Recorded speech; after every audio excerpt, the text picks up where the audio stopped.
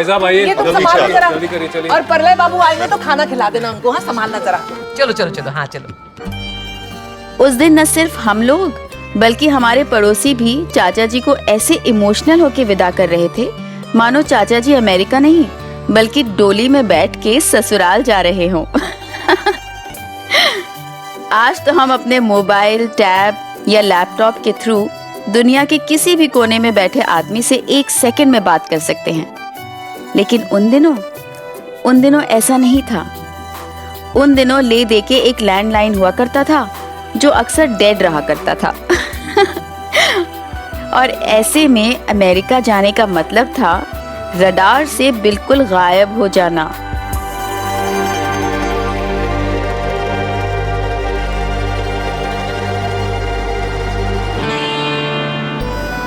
भैया भैया रुकना जरा। क्या हुआ प्रीति के पापा? वो मैं पेन लाना भूल गया। भगवान झूठ ना बुलाए, अमेरिका में पेन तो मिलता है ना? मिलता है, लेकिन अगर एयरपोर्ट पे कुछ डॉक्यूमेंट साइन करने पड़े तो? हाँ ये भी है ना? है ना, मेरे साथ चलो। 1 मिनट आया। अच्छा। अरे आनंद जी नमस्ते। केतन भाई कैसे हैं? एकदम बढ़िया, आप कैसे हैं? बस बस। तबीयत पानी है ना, तुम चलो मैं आता हूँ।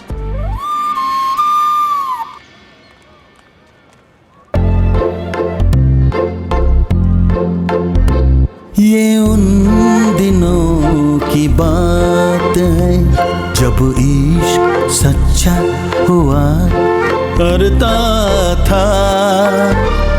ये उन दिनों की बात है जब इश्क में पढ़ना अच्छा हुआ करता था। रही मन ये प्रीत रे, जाने न माने ये रीत रे। ये उन दिनों की बात है जब इश्क सच्चा हुआ करता था। ये उन दिनों की बात। कैसे हो बेटा? नमस्ते चाचा जी। नमस्ते। Have a safe journey. Thank you, जीते रहो।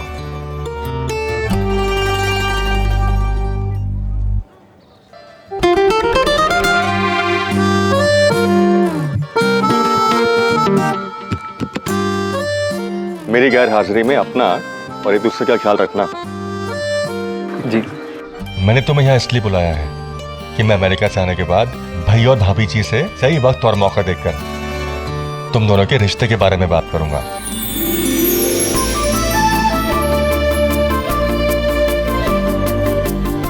काश चाचा जी आपकी तरह बाकी सब लोग भी हमें समझ पाते। तुम दोनों की आंखों में प्यार की सच्चाई है, सभी समझेंगे, लेकिन उस वक्त तुम दोनों की आंखें झुकी नहीं होनी चाहिए। जी। अपना ख्याल रखना। आप भी। चलो बेटा।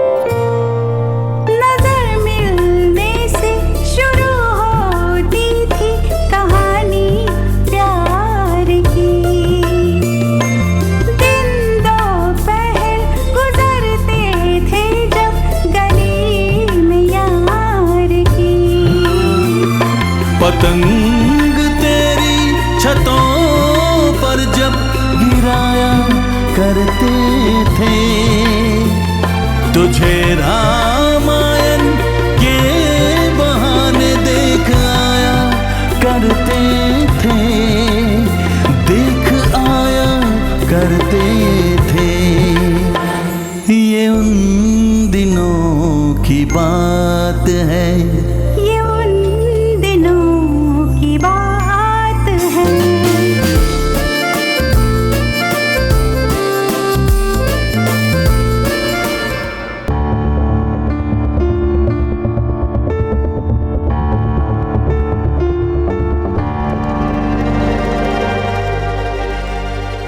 मम्मी कहाँ है? आपके कमरे में।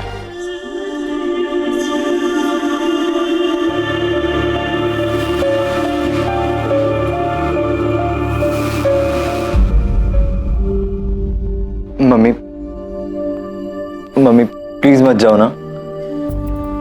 तू रुका था मेरे कहने पे, मैं तो उसी वक्त चली जाती, लेकिन सोचा जाने से पहले तुझसे मिलती जाऊं। मम्मी प्लीज मत जाओ, प्लीज।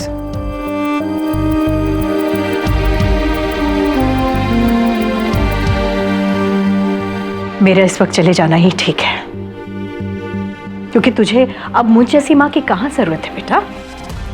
हाँ, जो तुझे गलत करने से रोकती है, हर बात पर तुझे डांटती है, तेरे सच्चे प्यार को समझ नहीं पाती है ना।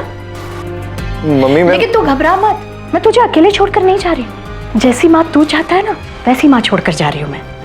ये देख, ये माँ हमेशा तेरे साथ रहेगी, कभी तुझे रोकेगी नहीं, टोकेगी नहीं, डांटेगी नहीं, कोई सवाल भी नहीं उठाएगी। मम्मी क्या आप और नैना दोनों मेरी लाइफ में नहीं हो सकते? क्या ये जरूरी है कि किसी एक को पाने के लिए मुझे दूसरे को खोना पड़े?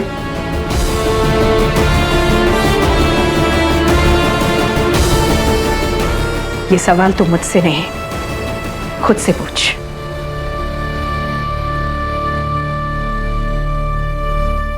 मम्मी मैं मानता हूं कि मैंने आपको बहुत दुख दिए, लेकिन अब आप खुद सोचिए ना, कितना टाइम लगा हमारे बीच की दूरी खत्म होने में, और आप मुझे फिर से छोड़ देंगी?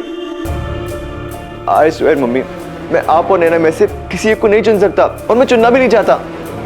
आप दोनों मेरे लिए। तो तू पहले से ही चुका है बेटा, मुझे तो किस बात का नहीं है कि तूने मुझसे बदतमीजी की, लेकिन अफसोस इस बात का है कि इतनी बड़ी गलती करने से मैं तुझे रोक नहीं पाई।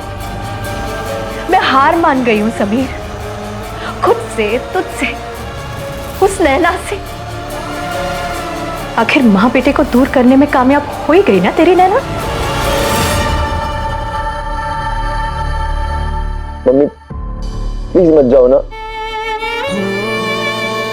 आई प्रॉमिस, नैना को छोड़ने के अलावा आप जो भी बोलोगे ना, आपकी हर बात मानूंगा। बस आप मेरी ये बात मान लीजिए।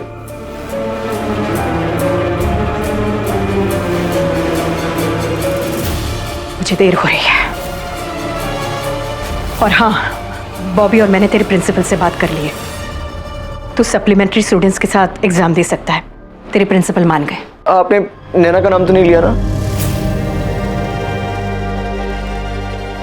मैं उसका नाम लेना भी नहीं चाहती।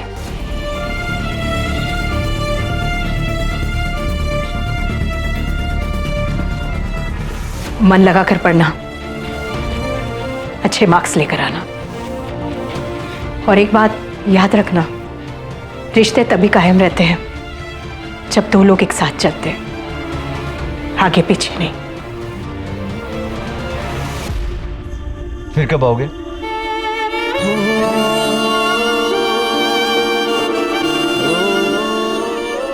जिस दिन तू अपनी जिंदगी का सही फैसला लेगा, तब।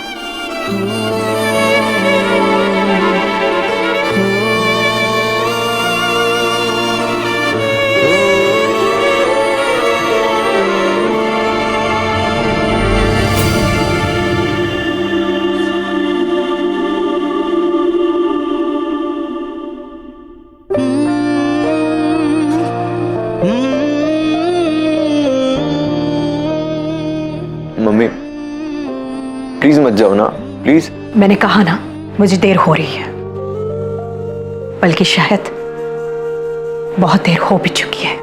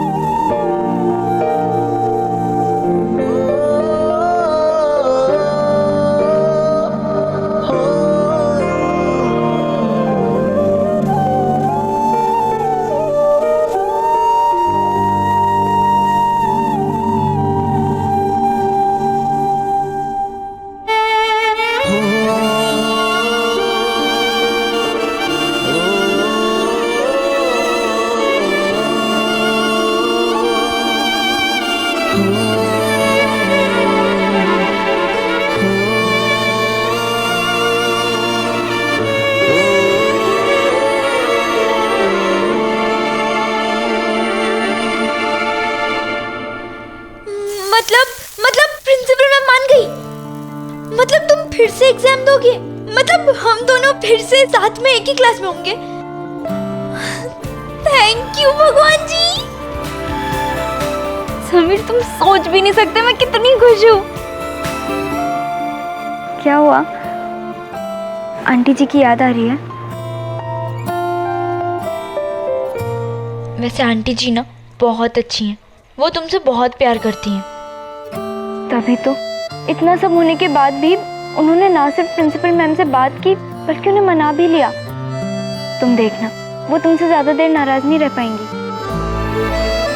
मैंने अपनी मम्मी को तो नहीं देखा, पर बेला चाची के साथ रह के मुझे इतना जरूर पता है कि माँ ना अपने बच्चों से ज्यादा दिन तक नाराज नहीं रह पाती।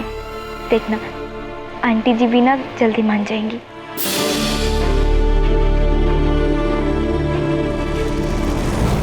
आखिर माँ बेटे को दूर करने में कामयाब हो ही गई ना तेरी नैना, क्योंकि तुझे अब मुझ जैसी माँ की कहाँ जरूरत है बेटा। वैसे मुझे ना भगवान जी के साथ साथ तुम्हारी मम्मी जी को भी थैंक यू बोलना चाहिए, वरना मैं तो सोच सोच के टेंशन ले रही थी कि समीर एक प्रॉमिस करो। अब प्रॉमिस करो कि हम ना कभी अलग नहीं होंगे, चाहे कुछ भी हो जाए हमेशा साथ रहेंगे। हम दोनों कभी अलग हो भी नहीं सकते, कभी नहीं। मैं तुम्हारे लिए सब कुछ छोड़ सकती हूँ।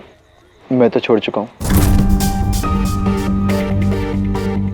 अब मैं तुम्हारे लिए अपने दोस्त, अपनी पढ़ाई, अपने मामा मामी और अपनी मम्मी को छोड़ चुका हूँ। बस अगर कुछ नहीं छोड़ा तो वो है तुम्हें। कॉलेज में तुम मेरे साथ हो, घर में फोन पे तुम मेरे साथ हो, मेरी नींद में तुम मेरे साथ हो और मेरे सपने में भी। अब देखो ना तुम्हारे लिए मुझे कितना कुछ करना पड़ता है। मैं भी कुछ कम नहीं करती। रसोई की कढ़ाई से लेकर कॉलेज की पढ़ाई तक, प्रीति की लड़ाई से लेकर ताई जी की पिटाई तक, सब तुम्हारे लिए तो करती हूँ। टीवी देखती हूँ तो तुम दिखाई देते हो, गाने सुनती हूँ तो तुम सुनाई देते हो। तुम मेरी दुनिया हो और तुम मेरी।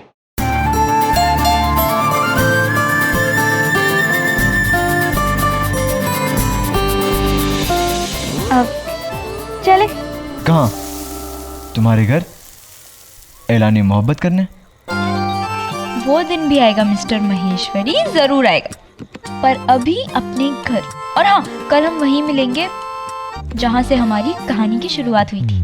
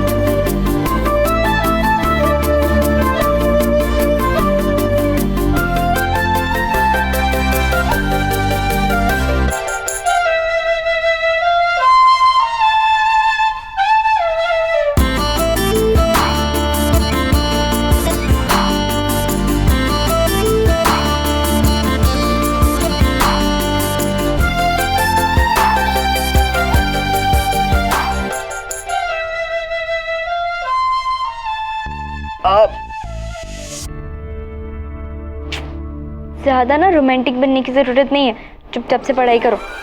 मुन्ना पंडित सही कहते हैं, नैना देवी है। क्या कहा? मैं कह रहा था कि तुम ऐसे अचानक से टीचर कैसे बन जाती हो?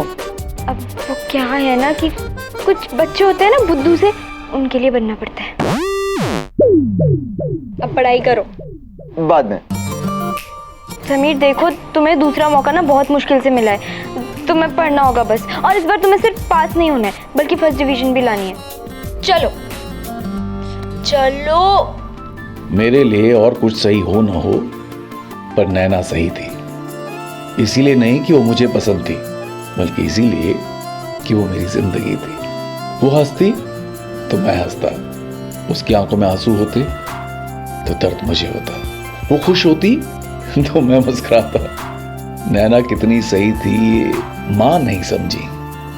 पता नहीं बेटे को सबसे ज्यादा जानने वाली माँ भी प्यार के मामले में बेटी की खुशी कैसे नहीं जान पाई।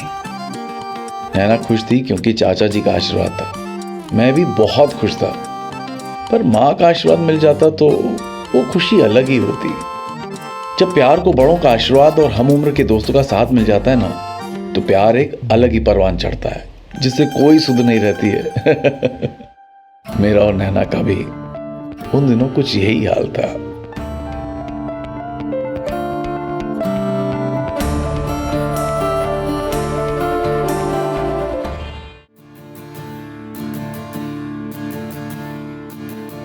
उन दिनों वक्त बीतता नहीं था, उड़ता था। पता ही नहीं चला कब 1 महीना गुजर गया, कब समीर ने पढ़ाई भी कर ली और कब एग्जाम का दिन भी आ गया। खैर, समीर का असली एग्जाम तो उस दिन था जिस दिन चाचा जी अमेरिका से वापस आ रहे थे। लेकिन मुझे पूरा यकीन था कि इस एग्जाम में समीर फर्स्ट डिवीजन से पास होगा।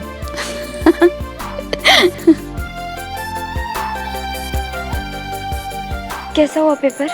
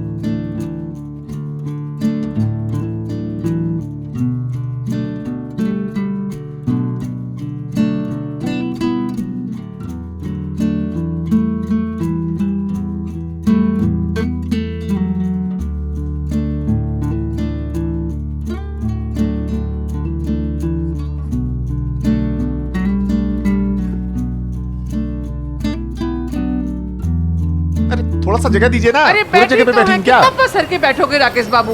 एक तो दर्द हो रहा है पैर में।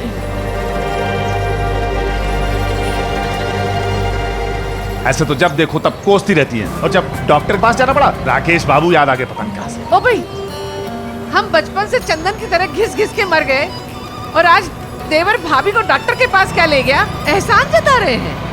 वाह भाई वाह।